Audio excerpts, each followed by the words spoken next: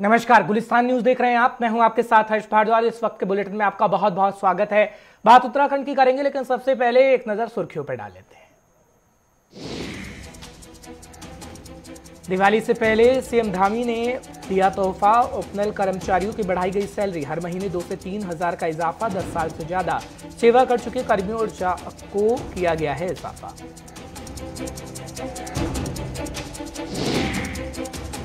उत्तराखंड में आपदा को लेकर हरीश रावत ने सरकार पर किया वार। आपदा से प्रभावित लोगों को मुआवजा दे सरकार। 10 दिन में प्रभावित को राहत नहीं दी गई और मुआवजा नहीं दिया गया तो करूंगा उपवास। इस समय युद्ध स्तर पर चल रहा है राहत बचाव का कार्य। देवभूमि में कोरोना की रफ्तार में आई कमी, 24 घंटे में आए 12 नए संक्रमित मामले। एक भी मरीज की मौत नहीं हुई, 14 मरीज ठीक होकर घर गए। एक्टिव मामलों की संख्या 186 पहुंची।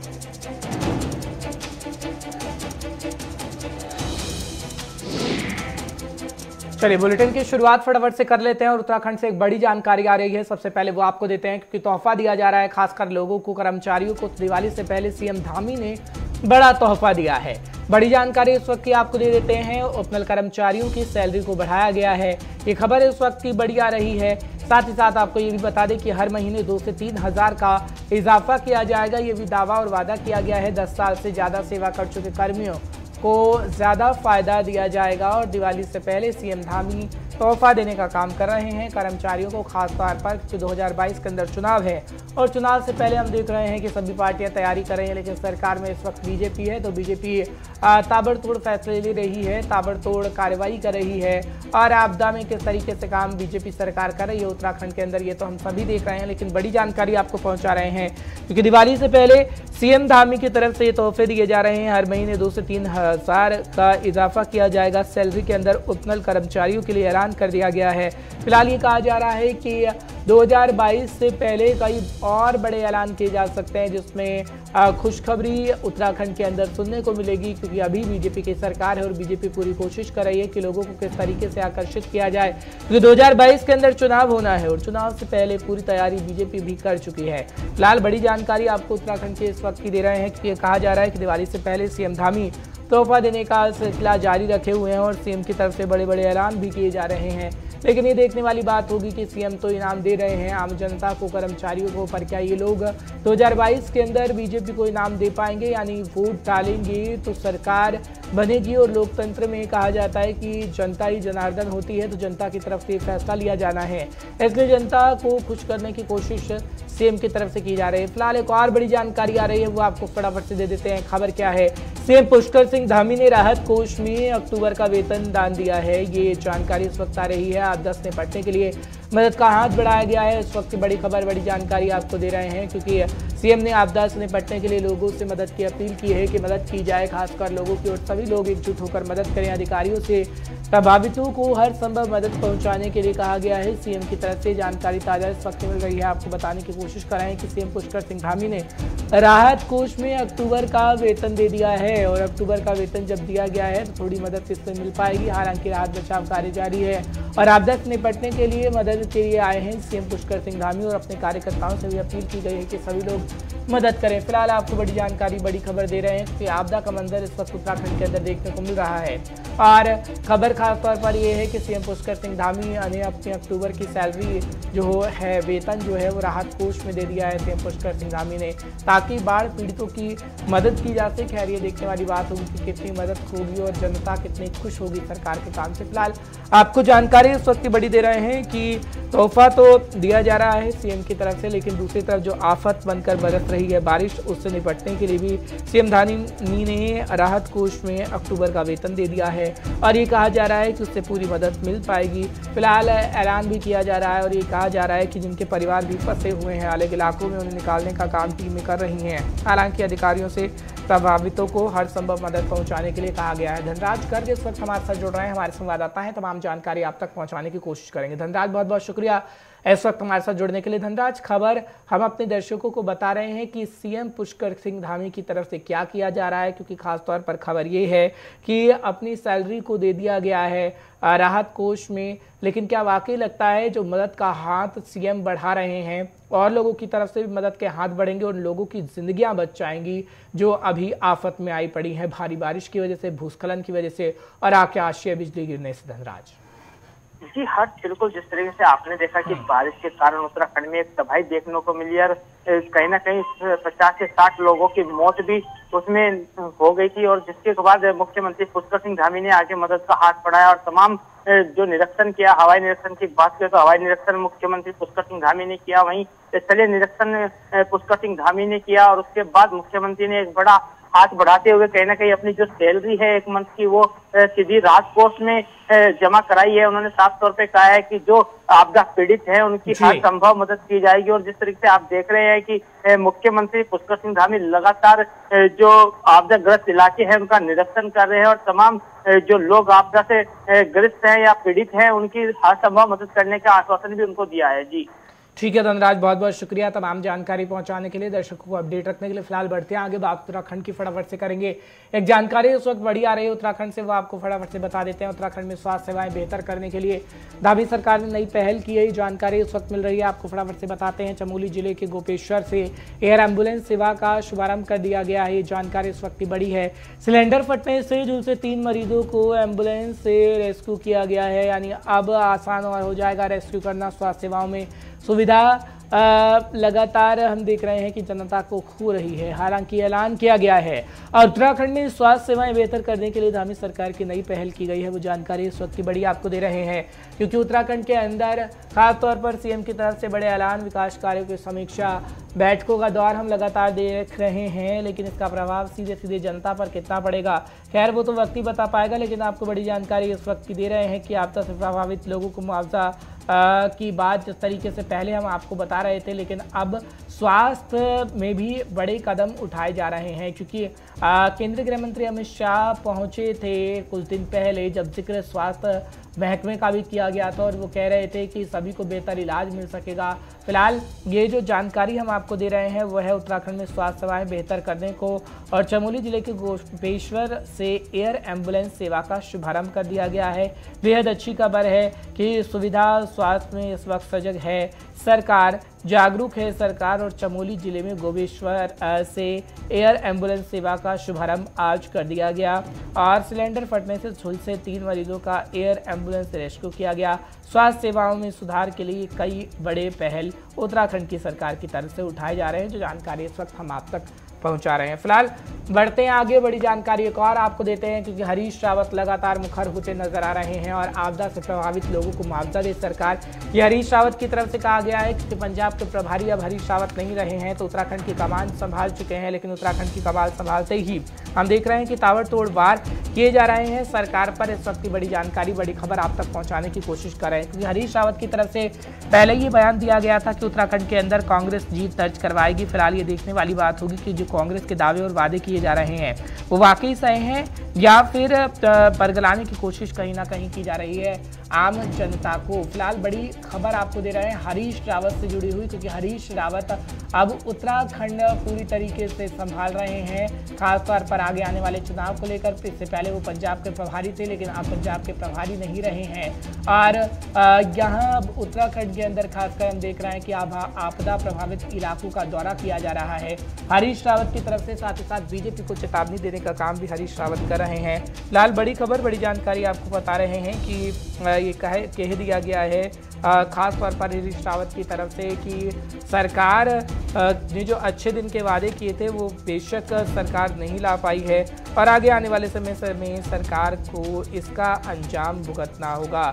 ये दरअसल बातें कही गई हैं, आपको जानकारी इस वक्त की बड़ी दे रहे हैं क्या कुछ हरीश रावत ने कहा है। फिलहाल खबर ये भी है कि हरीश रावत अब एक भी दिन नहीं बैठेंगे और हर एक दिन सर्वेक्षण किया जाएगा उन कामों का, जिन कामों की शुरुआत हुई थी अस्पतालों का, जहां पर ये कहा जा रहा है कि अस्पताल बेहद अच्छा है और वहां पर सभी को अच्छा इलाज मिल रहा है। पुलिस स्टेशन के जिक्र करते हैं तो कई बातों पर रावत ने निशाना साधा है बीजेपी पर। संचित शर्मा इस वक्त हमारे साथ जुड़ा है, हमारे संवाददाता हैं, तमाम जानकारी आप तक पहुंचाएंगे। संचित, बहुत बहुत शुक्रिया इस वक्त हमारे साथ जुड़ने के लिए। रावत पंजाब के प्रभारी थे, लेकिन अब वो नहीं रहे हैं, वहां से छुट्टी हो गई है। पहले ही इशारों में हरीश रावत ने बयान दिया था कि अब मैं उत्तराखंड का प्रभार पूरी तरीके से लेना चाहता हूं, क्योंकि 2022 में जीत को तय करना होगा। लेकिन हरीश रावत ने कहीं देर कर दी, या फिर जनता वाकई हरीश रावत को अभी पसंद करती है कि आगे आने वाले समय में हम देखेंगे कि हरीश रावत भी उभर कर सामने आ सकते हैं? संजय, देखिए हरीश रावत एक बड़ा चेहरा माना जाता है उत्तराखंड की कांग्रेस में, और जिसको लेकर के लगातार वो हरीश रावत उत्तराखंड में सक्रिय रहते हैं। लेकिन जिस तरीके से उनके पास पंजाब की जो जिम्मेदारी थी, उस पंजाब की जिम्मेदारी की वजह से उत्तराखंड में सक्रिय नहीं हो पाई। इसीलिए उन्होंने अपने जो केंद्रीय नेतृत्व उनको उन्होंने मांग करी थी कि उनको पंजाब का जो प्रभारी बनाया उससे मुक्त किया जाए, जिससे कि वो उत्तराखंड में राजनीति कर पाए, उत्तराखंड के अंदर कांग्रेस को मजबूत कर पाए। उसी को लेकर के उन्हें वहां के प्रभार से मुक्त कर दिया। अब देखिए हरीश रावत लगातार कांग्रेस को लेकर के मजबूत उत्तराखंड में करने का काम कर रहे हैं, और जिस तरीके से उत्तराखंड में बात करें, उत्तराखंड के तमाम मुद्दों को उठाने का भी काम हरीश रावत उत्तराखंड के अंदर कर रहे हैं। तो देखिए जिस तरीके से जो आपदा प्रभावितों की अगर बात करें, तो हरीश रावत ने कहा है कि सरकार 10 दिन के अंदर सब आपदा प्रभावितों को राहत दे, जिसको लेकर के उन्होंने कहा कि अगर इसके सरकार ऐसा नहीं करती तो उपवास पर बैठेंगे और तमाम तरीके के धरने प्रदर्शन करेंगे। तो हरीश रावत इस वक्त उत्तराखंड में कांग्रेस को मजबूत करने का काम कर रही है, और जो तमाम मुद्दे हैं, जो जनता से जुड़े मुद्दे हैं, उनको लेकर के उठाने का काम कर रही है हरीश। ठीक है, लेकिन हम देख रहे थे कि हरीश रावत की बेटी पूरा जिम्मा संभाल रही थी जब पंजाब का प्रभारी हरीश रावत को बनाया गया था, और पंजाब में व्यस्त हरीश रावत थे। लेकिन क्या जमीनी स्तर पर हालात को समझने की कोशिश कांग्रेस कर रही है कि हालात क्या है, और जमीनी स्तर पर अब कांग्रेस को निकलना होगा? क्योंकि आपदा प्रभावित इलाकों का दौरा तो हरीश रावत कर रहे हैं, लेकिन तमाम उत्तराखंड वासियों को साधना होगा, तभी जीत तय हो पाएगी। बिल्कुल, देखिए अगर जातीय समीकरण की बात करें तो उत्तराखंड के अंदर जातीय समीकरण दोनों ही पार्टी, चाहे वो कांग्रेस पार्टी चाहे वो भारतीय जनता पार्टी, दोनों ही साथ हैं, और साथ ही साथ हर वर्ग को साधने का काम दोनों ही पार्टियां करती है। तो इसी को लेकर के आप देखिए कि जमीनी स्तर पर अगर कांग्रेस की बात करें तो जमीनी स्तर पे जो विपक्ष का काम होता है वो लगातार अब कांग्रेस करती हुई नजर आती है। हालांकि जो बीते दिन सरकार के थे उसमें विपक्ष में जो विपक्ष का जो रोल रहता है उसको कहीं ना कहीं कांग्रेस ने नहीं निभाया। लेकिन अब जैसे जैसे चुनाव नजदीक आते जा रहे हैं तो उसी को लेकर के जो कांग्रेस पार्टी है वो लगातार आप देखिए विपक्ष का रोल निभाने में लगी, और तमाम तरीके के क्षेत्रों में जाकर के तमाम तरीके के मुद्दों को उठा रही है, धरना प्रदर्शन कर रही है, और जनता के बीच में अपनी मौजूदगी दर्ज कराने का काम कर रही है। ठीक है संचित, बहुत बहुत शुक्रिया तमाम जानकारी पहुंचाने के लिए, दर्शकों को अपडेट रखने के लिए। फिलहाल बढ़ते हैं आगे, बात कोरोना की फटाफट से कर लेते हैं, क्योंकि देवभूमि में कोरोना की रफ्तार में कमी आ गई है। इस वक्त की बड़ी जानकारी आपको दे रहे हैं, क्योंकि 24 घंटे में 12 नए संक्रमित मरीज मिले हैं। ये जानकारी इस वक्त की बड़ी है, आपको बता रहे हैं।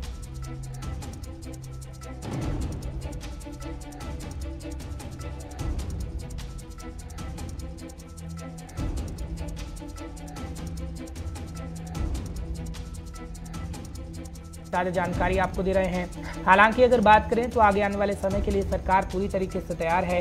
प्रशासन की तरफ से ये भी कहा जा रहा है कि हम पूरी तरीके से तैयार हैं, और खास तौर पर प्रशासन पूरी नज़र बनाए हुए है।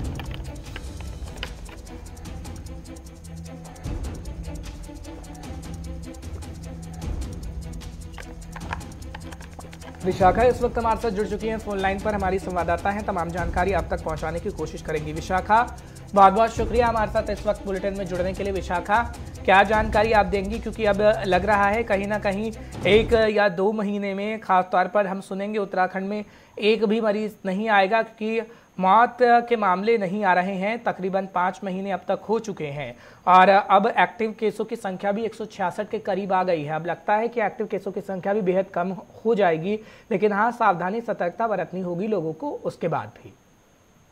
जी बिल्कुल हर्ष, देखिए कोरोना का जो ग्राफ है उत्तराखंड में वो काफी नियंत्रण की स्थिति में है, और जिस तरह से केसेस की जो संख्या है वो लगातार घट रही है। मौत का जो एक भी आंकड़ा है वो राज्य में निकलकर सामने नहीं आया है, और जिस तरह से भी फर्स्ट डोज जो है वो मुख्यमंत्री के द्वारा कहा गया कि जो 100% जो पहली डोज है वो लोगों को लग चुकी है, और लगभग जो 90% से अधिक उत्तराखंड की जनता है उसमें पहली डोज का वैक्सीनेशन हो चुका है, और अभी सेकेंड डोज का जो वैक्सीनेशन है वो भी 50% से अधिक हो चुका है।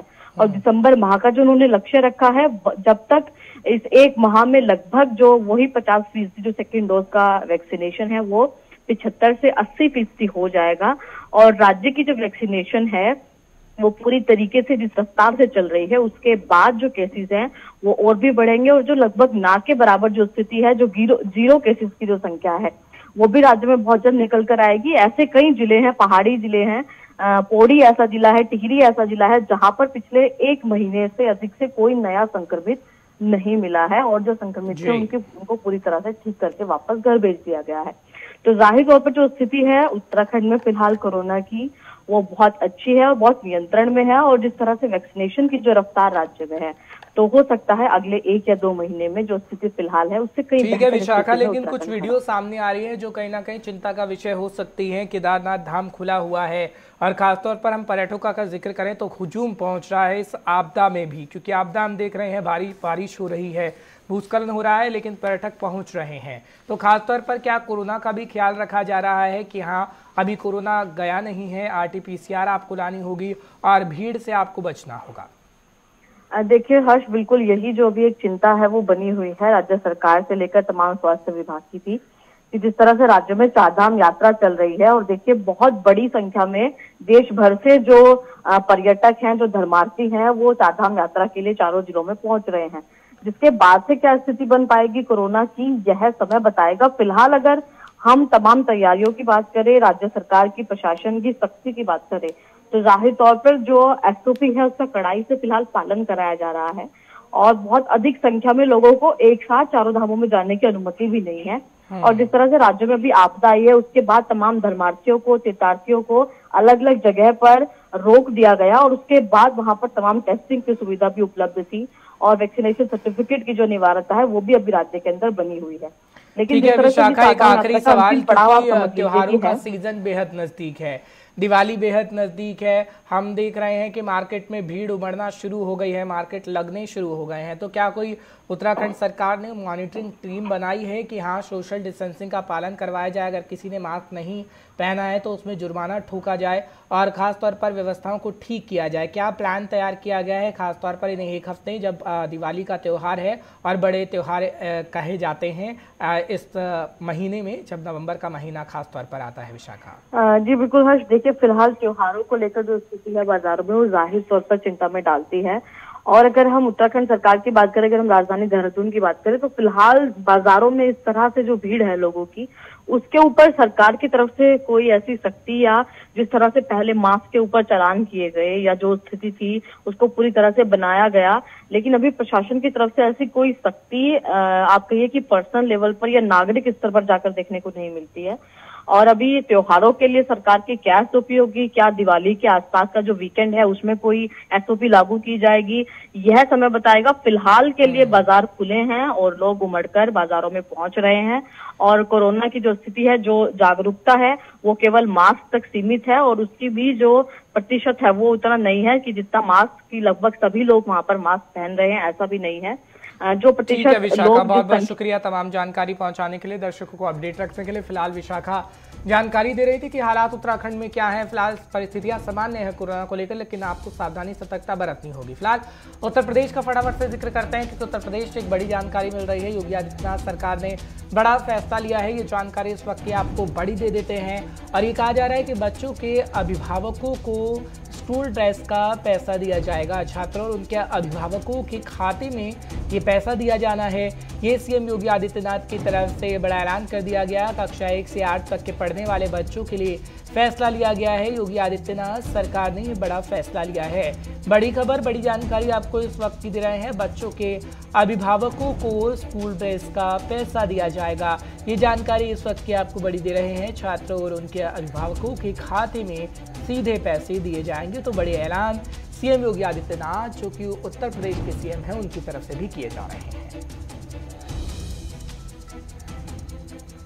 चलिए एक और जानकारी आपको देते हैं उत्तर प्रदेश से। कांग्रेस की केंद्रीय चुनाव समिति की बैठक आज होने जा रही है। यूपी चुनाव को लेकर बैठक में रणनीति पर चर्चा होगी। इस खबर को हम आपको बता रहे हैं। शाम 5 बजे सोनिया गांधी के आवास पर ये मीटिंग होनी है। खबर बड़ी है क्योंकि प्रियंका गांधी वाड्रा को हम देख रहे हैं किस तरीके से वो एक्टिव नजर आ रही हैं और आगे आने वाले समय में कांग्रेस अपने आप को कहां रखती है, लगातार वो प्रेस कॉन्फ्रेंस कर बता रही है। लेकिन क्या वाकई 2022 के अंदर कांग्रेस अपनी सरकार पूर्ण बहुमत से बना लेगी? ये तो खैर कांग्रेस दावा कर रही है, लेकिन इस दावे में कितनी सच्चाई होगी वो तो 2022 का वक्त बता पाएगा, क्योंकि जनता जनार्दन है। अनूप चौधरी इस वक्त हमारे साथ जुड़ रहे हैं, हमारे संवाददाता। तमाम जानकारी आप तक पहुंचाने की पूरी कोशिश करेंगे। अनूप, बहुत बहुत शुक्रिया इस वक्त हमारे साथ जुड़ने के लिए। अनूप, क्या जानकारी आपके पास भी क्या है कि बड़ी बैठक होने जा रही है? खास तौर पर ये कहा जा रहा है कि आधी आबादी को तो साध लिया गया, जिसे हम महिला कहते हैं, लेकिन अब उन पर और चर्चा की जा रही है। हर एक वर्ग को साधने की कोशिश की जाएगी। उसको लेकर हम देखेंगे कि आज शाम 5 बजे बैठक होगी। जो चुनाव है यूपी का 2022 का चुनाव है, और प्रियंका गांधी जो है कांग्रेस महासचिव है, प्रभारी है, उन्होंने अभी 2 दिन पहले ही ऐलान किया था कि 40% जो है महिला 2022 के विधानसभा चुनाव में उत्कट देंगी। और ये साफ कर दिया, उसी दिन साफ कर दिया था कि लड़की हूँ लड़ सकती हूँ, इस स्लोगन के साथ उन्होंने 40% जो है सीटें आरक्षित करने की कहा है। इसी मुद्दे को लेकर आज दिल्ली में सोनिया गांधी की आवाज, जो सोनिया गांधी कांग्रेस के अंतिम अध्यक्ष हैं, उनके यहाँ पे बैठक होगी।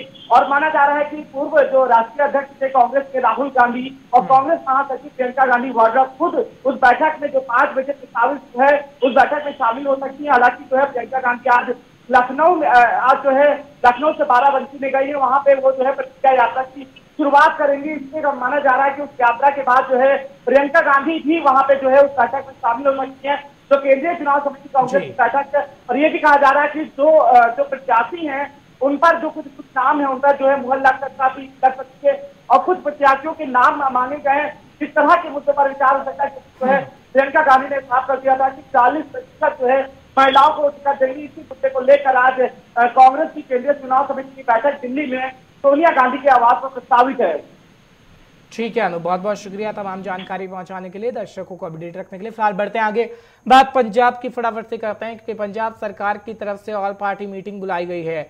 और वो किस लिए, फटाफट से आपको बताते हैं। सीएम चरणजीत सिंह चन्नी ने ऑल पार्टी मीटिंग को बुलाया है। बीएसएफ के अधिकार बढ़ाने के मामले को लेकर ये मीटिंग की गई है। 25 अक्टूबर को चंडीगढ़ में बुलाई गई है ऑल पार्टी मीटिंग। बीएसएफ के फैसले को वापस लेने के लिए सीएम ने पीएम को पत्र लिखा है। पत्र में सीएम चन्नी ने प्रधानमंत्री से मिलने का समय भी मांगा है। इस वक्त की ताज़ा जानकारी, बड़ी खबर आपको पहुंचाने की कोशिश कर रहे हैं कि सीएम चरणजीत सिंह चन्नी ने ऑल पार्टी मीटिंग को बुलाया है। बीएसएफ के अधिकार बढ़ाने के मामले को लेकर ये मीटिंग की और 25 अक्टूबर को खास तौर पर इस मीटिंग को बुलाया गया है, क्योंकि हम देख रहे हैं कि बड़ी तेजी से पंजाब के सीएम काम कर रहे हैं। और ये भी कहा जा रहा है कि आगे आने वाले समय में लोगों के लिए और काम करेंगे, क्योंकि जब से चरणजीत सिंह चन्नी आए हैं एक्टिव खास तौर पर वो हैं, क्योंकि हम देख रहे हैं कि चाहे वो विकास कार्य हों या फिर औद्योगिक क्षेत्र को बढ़ावा देना हो, लगातार सीएम की तरफ से प्रेस कॉन्फ्रेंस करके कई बातें कही जाती हैं और मीटिंग ली भी जाती है। लेकिन इस वक्त की जानकारी आपको दे रहे हैं कि पिछले दिनों आपको याद होगा कि बीएसएफ के अधिकार बढ़ा दिए गए थे और उस मामले ने तूल भी पकड़ा था खासतौर पर पंजाब के अंदर। फिलहाल नवदीप छाबड़ा इस वक्त हमारे साथ जुड़ रहे हैं, पंजाब से रीजनल हेड हैं, हमारे सीनियर साथी भी हैं, तमाम जानकारी आप तक पहुंचाएंगे। नवदीप, बहुत बहुत शुक्रिया इस वक्त बुलेटिन में हमारे साथ जुड़ने के लिए। नवदीप, क्या जानकारी आपके पास भी है, क्योंकि लगातार बड़े फैसले पंजाब के सीएम की तरफ से लिए जा रहे हैं, लेकिन ये खबर थोड़ी हटके है, क्योंकि बीएसएफ के जो अधिकार बढ़ाए गए थे उसको लेकर ऑल पार्टी मीटिंग बुलाई गई है पंजाब के अंदर खास तौर पर, और तारीख होगी 25 अक्टूबर। देखिए, बिल्कुल जिस तरीके से बीएसएफ के अधिकार का दायरा बढ़ाया गया केंद्र सरकार की तरफ से, उसको लेकर आज पंजाब के अंदर राजनीति हो रही है। सरकार के ऊपर निशाने साधे जा रहे हैं, क्योंकि कानून व्यवस्था का मुद्दा और जो ग्राउंड केंद्र की तरफ से बनाया गया था उसमें यही था कि जो हथियारों की खेप पाकिस्तान साइड से आ रही है, नशों की तस्करी हो रही है, उसको रोकने के लिए, उसकी सप्लाई को रोकने के लिए, उसको चेन को तोड़ने के लिए ये कदम उठाए गए। तो जाहिर सी बात है, विपक्ष जो है वो सरकार का निशाना साध रहा है कि आपकी पुलिस जो है वो सही तरीके से काम नहीं कर पा रही थी, या आप सही तरह से कानून व्यवस्था को कंट्रोल नहीं कर पा रहे थे। यही कारण था कि केंद्र सरकार को ये फैसला लेना पड़ा, क्योंकि पंजाब आज पहले दिन बॉर्डर स्टेट नहीं बना है जो तर्क दिया गया। तो यही कारण है कि अब मुख्यमंत्री भी चाहते हैं कि किसी तरीके से डैमेज कंट्रोल इस चीज को किया जाए और केंद्र सरकार को कन्विंस किया जाए कि पंजाब पुलिस पूरी तरीके से सक्षम है कार्रवाई करने के लिए, जांच करने के लिए। और यही कारण है कि अब जो चरणजीत सिंह चन्नी है उन्होंने एक बार फिर पत्र लिखा है और प्रधानमंत्री से मिलने का समय भी मांगा गया है, ताकि वो समय दे, उनसे चर्चा की जा सके और इस पूरे मुद्दे का समाधान जो है वो कोई ना कोई निकाला जा सके। लेकिन क्या खास तौर पर अब हम देखेंगे जब ये मीटिंग होगी, क्योंकि केंद्र पे दबाव बनाने की कोशिश तो की जाएगी पंजाब सीएम की तरफ से, और पंजाब सीएम ये दिखाने की भी कोशिश करेंगे कि पंजाब के लिए हम लड़ रहे हैं खास तौर पर। तो क्या जो ये चीजें चल रही हैं पंजाब के अंदर, पंजाब कांग्रेस को और मजबूती देने का काम करेगी? क्योंकि ऑल पार्टी मीटिंग बुलाई गई है, तो जाहिर सी बात है कि पंजाब के सीएम पूरा फोकस करेंगे पंजाब कांग्रेस पर ही, ताकि जनता समझ पाए कि जनता के लिए फैसले पंजाब के सीएम ले रहे हैं। देखिए बिल्कुल, अगर प्रधानमंत्री मिलने का समय देते हैं तो सबसे पहली बात तो पंजाब सरकार यही मुद्दा रखेगी कि जो हथियारों की सप्लाई है वो बॉर्डर के उस पार हो रही है। पंजाब के अंदर किसी भी तरीके से हथियार नहीं बनते हैं। दूसरी बात, जो पंजाब के अंदर नशों की सप्लाई की बात है वो भी पाकिस्तान साइड से आती है। तो पंजाब सरकार का पहले दिन से तर्क यही था कि बीएसएफ को आप बॉर्डर से उठाकर पंजाब के अंदर लगा रहे हो तो बॉर्डर आपके और कमजोर हो जाएंगे, जबकि जरूरत ये थी कि बॉर्डर को सील किया जाए, वहां पर और तैनाती जो है बीएसएफ की जाए। अगर बॉर्डर के उस पार से कोई सप्लाई नहीं होगी, अगर नशा नहीं आएगा, हथियार नहीं आएंगे, तो पंजाब के अंदर वो सप्लाई कैसे हो पाएगी, पंजाब के लोग कैसे उस पर लिंक हो पाएंगे? तो ये तर्क कहीं ना कहीं पंजाब सरकार का है। दूसरी बात, जो ऑल पार्टी बैठक बुलाई गई है 25 तारीख को चंडीगढ़ के अंदर, उसमें अब मुख्यमंत्री सभी पार्टियों की राय ले जाएंगे कि अगर ऐसा कानून केंद्र सरकार जबरन पंजाब के ऊपर थोपती है, वापस नहीं लिया जाता, तो कौन से कदम है कानूनी रूप से, लोकतांत्रिक रूप से उठाए जाए ताकि पंजाब के हितों को, पंजाब के अधिकारों को सुरक्षित किया जाए। क्योंकि इससे पहले बार बार कई बार विपक्ष सवाल खड़े करता रहा है कि सरकार जो है जब ऐसी विपदा आती है, जब आंतरिक सुरक्षा का मामला होता है, पंजाब के हितों का मामला होता है, तो बाकी जो पार्टियां उनका कोई भी कंसर्न नहीं लिया जाता। तो यही कारण है कि अब सभी पार्टियों को साथ लेकर मुख्यमंत्री चलना चाहते हैं और उनका ये मानना है कि कोई समाधान जो है वो जरूर निकलना चाहिए। राजनीति, चलिए, सीएम को उम्मीद है कि समाधान निकलेगा और प्रधानमंत्री से समय भी मांगा गया है। फिलहाल नवदीप बहुत बहुत शुक्रिया तमाम जानकारी पहुंचाने के लिए, दर्शकों को अपडेट रखने के लिए। फिलहाल वक्त हो चला है आपसे अलविदा लेने का, लेकिन इसी वादे के साथ कि लगातार गुलिस्तान न्यूज पर खबरों का सिलसिला बरकरार रहेगा। मुझे इजाजत दीजिए।